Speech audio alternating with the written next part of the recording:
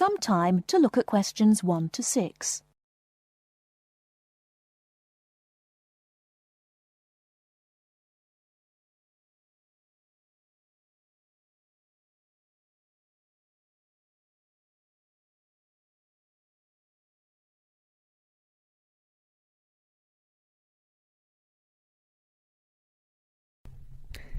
Good morning, Towers Car Insurance. How can I help you? Hello, I was wondering if you could give me a quote for my car, please. I'd like to insure it for a period of 12 months. Certainly. I need to take down a few details first of all. Can I have your name, please? Certainly, it's James Bartolo. Sorry, can you say that again, please? Sure, James Bartolo. That's Bartolo. OK, thanks. And your date of birth? It's the 1st of the 8th, 1973. Great. And can you give me your address, please? Sure, it's 146 Eastern Road, Chester. Fabulous. Now, is the insurance for just yourself? No, actually my wife drives the car too. Her name is Alice Jackson and her date of birth is the 23rd of the 4th, 1968. That's OK. I just need to write yes or no, and the make and model of the car you wish to insure. It's a 1998 Ford Laser. OK. And do you have any idea of the value of the car? Yes, it's around £4,000. I only bought it about a week ago. Before you hear the rest of the conversation, you have some time to look at questions 7 to 10.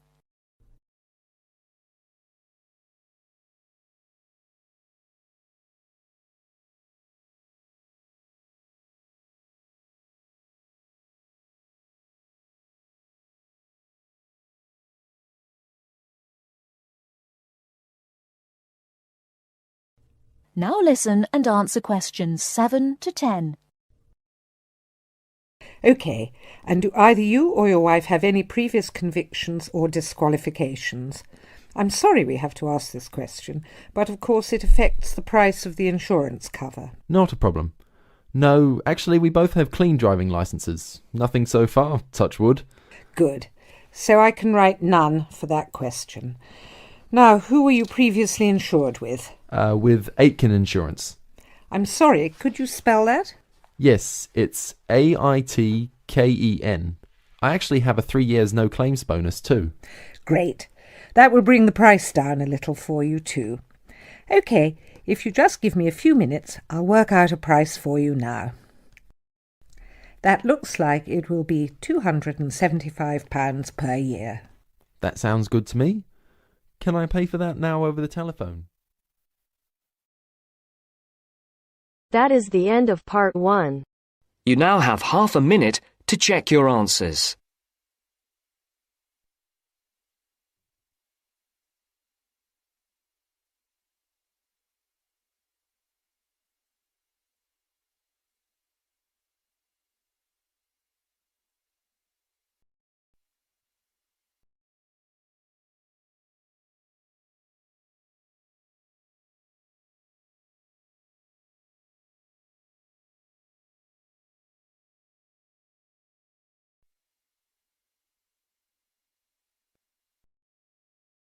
Now turns to part 2. Part 2. First, you have some time to look at questions 11 to 16.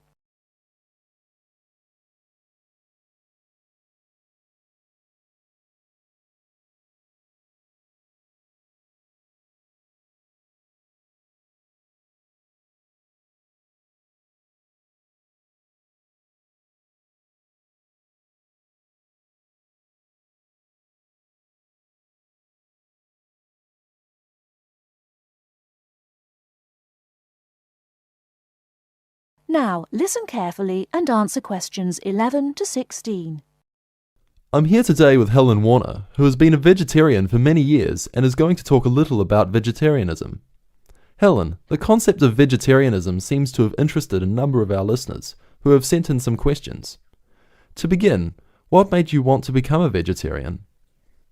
Well, when I was 16, I had friends who were vegetarian and they introduced me to the idea. My parents were typical of their generation and ate meat at least 3 or 4 times a week, so I didn't really think about it too much until a few years later. It was while I was at university that I really thought about it and decided that it was unfair to eat meat when there are so many alternatives available. Is there anything you miss about not eating meat? No, not really. As I said, there are so many substitutes available these days, perhaps the most important of which comes from the soya bean. Soya is so versatile and is the staple substitute for most vegetarians. So what about the nutritional value of vegetarian food? Isn't it true that there are some vitamins that you can't get from soya or vegetables alone? Surely people need these vitamins. Yes, that's correct. But actually there is only one vital vitamin that is only present in meat. That's vitamin B12. Most vegetarians are aware of the implication of this and actually take B12 supplement in the form of tablets. Of course, the way you cook vegetables is also very important in preserving vitamins. Many countries, particularly the UK, have a reputation for overcooking vegetables. Water-soluble vitamins, where the vitamins are dissolved into the water, are often lost. Vitamin C is a common example. However, the loss of vitamins can be avoided by microwaving or steaming vegetables, which is what I do whenever I cook. Some people don't want to change their cooking habits too much, so if you do boil them, simply cut down on the cooking time. So a vegetarian diet is fairly healthy then? Oh yes. A lot of people believe that vegetarianism is unhealthy, but that's actually not the case. Vegetarians are actually considerably healthier than many meat eaters. Consider for a minute the health aspects of the incredible amount of meat this country and others like it consume. The statistics for beef eating, for example, are quite frightening. The world figure for beef consumption is slightly less than 11 kilograms per person each year. Yet in Europe, the average consumption is nearly double that at 21 kilos per person. And in the USA, it is even worse, with the average person eating 44 kilograms of beef every year.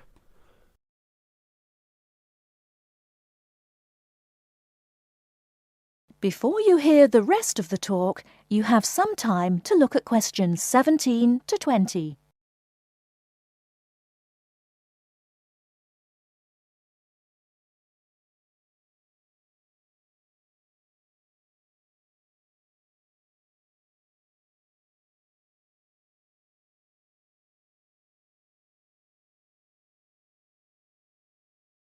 Now listen and answer questions 17 to 20. So are you suggesting that people stop eating meat altogether and everyone adopts a vegetarian lifestyle? No, not at all. Even in the healthiest diets, there is still a place for meat, but it should be eaten in moderation. Many nutritionists think of foods in terms of a pyramid, with the foods we can eat relatively freely at the bottom and the foods we should carefully restrict at the top. The majority of our diet should be composed of cereals, which would go on the bottom row of the pyramid. In this category could also be included such things as rice and pasta. Next, a good diet is followed by a roughly equal amount of vegetables and fruit. I have at least 2 servings a day of fruit and vegetables whenever possible. In decreasing quantities, you can then eat dairy foods, eggs, cheese, etc. Almost at the top of the food pyramid comes fish, carefully prepared of course, not dripping in oil or batter, and white meat. Chicken, for example, is a comparatively healthy meat, but again, a lot of this comes down to preparation methods. Right at the top of the pyramid come the ingredients of far too many Western meals, red meat and potatoes. It is particularly in that area that I would suggest moderation. Well, thank you very much, Helen. I'm sure that a lot of listeners are interested in your views. How could they find out more about the health benefits of vegetarian options? Well, there are lots of websites and books on healthy eating and vegetarianism, but it is always important to remember to consult your doctor before making any radical changes to your diet or lifestyle.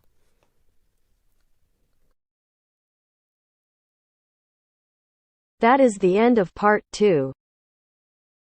You now have half a minute to check your answers.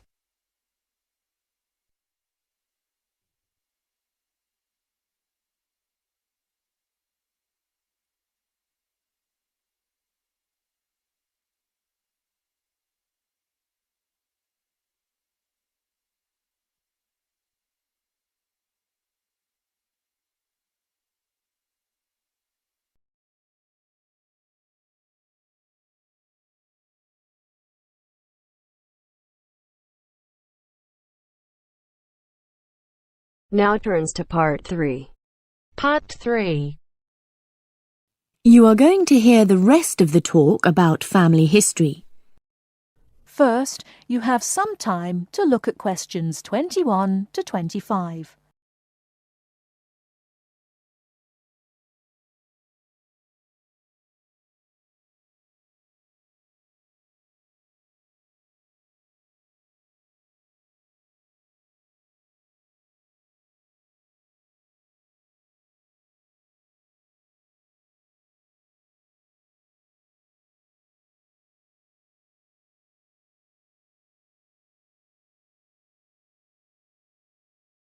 Now listen carefully and answer questions 21 to 25.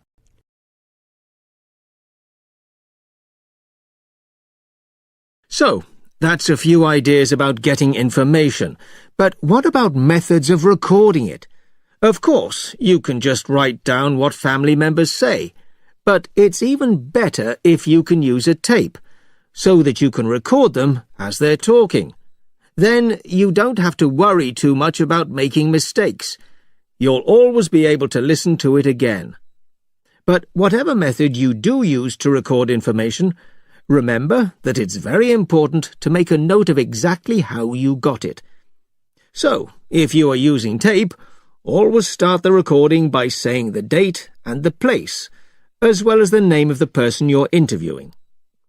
So, apart from people's memories, where else can you find information? Well, there are all sorts of documents, and they can be extremely useful. People keep lots of kinds of documents in the home, like photos or letters or diaries or birth certificates. And some people keep things from newspapers, like obituaries. Obituaries are announcements of a person's death, and they usually contain a lot of detail about that individual, like address, occupation, date of death, as well as the names and ages of the widow or widower and the dead person's children. So, be creative. Look around your home or the home of your relatives for any items that might contain clues, such as these about your family history. Okay? Before you hear the rest of the talk, you have some time to look at questions 26 to 30.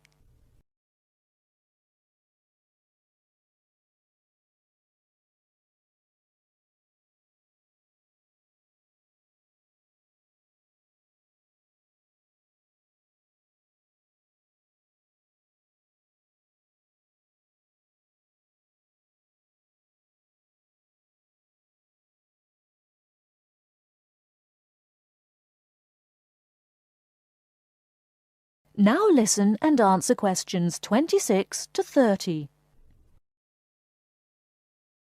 Now, you'll find that you'll collect a lot of information, so you'll need to record it in an organised way.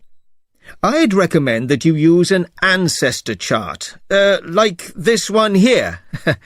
Can you all see? Yeah. Ancestor charts act like maps.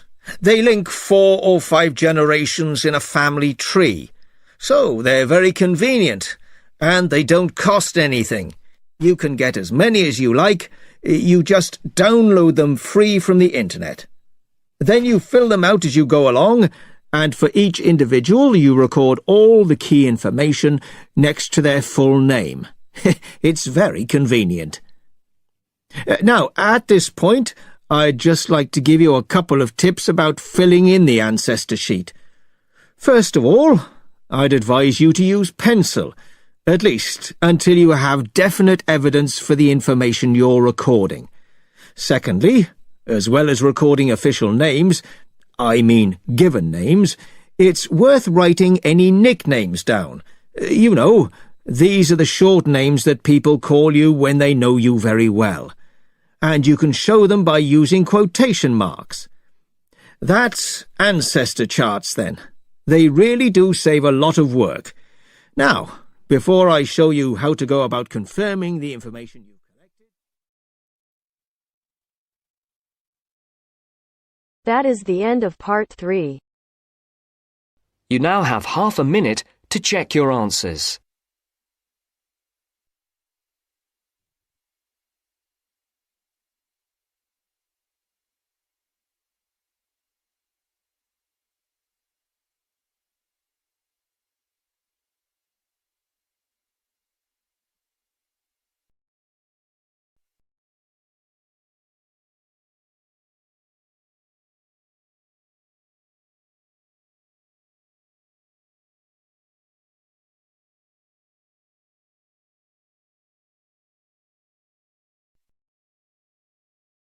Now turns to Part 4.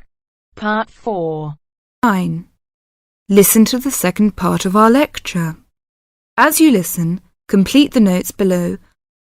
First, you have some time to look at questions 31 to 40.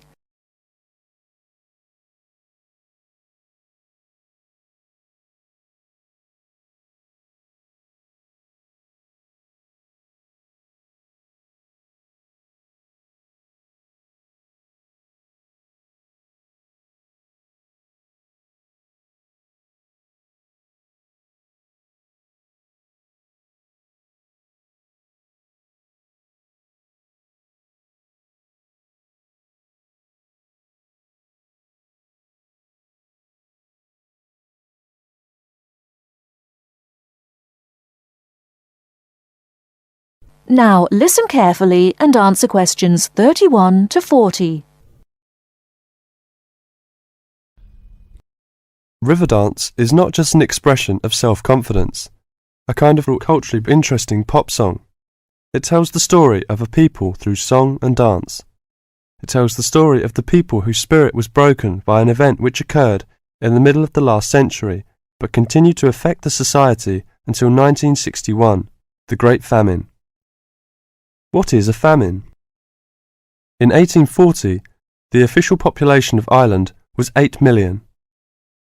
They were largely poor and living in the countryside.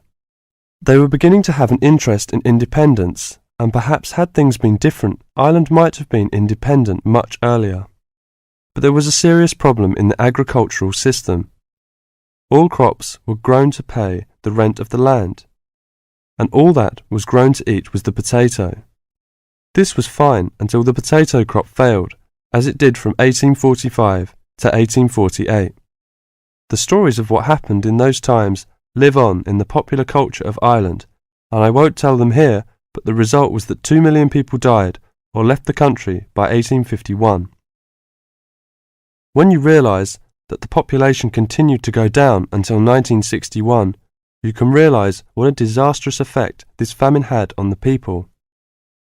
Compared with China, imagine if the famine of 1960 reduced the population by a quarter and it kept falling to less than half of its pre-famine figure. Anybody with ideas left and went to England, America or Australia. The people left behind were broken by their experiences and, in effect, the famine and its consequences put an end to all serious development in the country until well into this century. The Irish in Ireland lost all hope and self-confidence, and much of our modern culture is about the sadness of that time and the sorrow of saying goodbye to those who left and left well into this century. Ireland has the highest emigration rate of any country in Europe for the last 2 centuries. We even have an expression for this saying goodbye. It is called the American wake.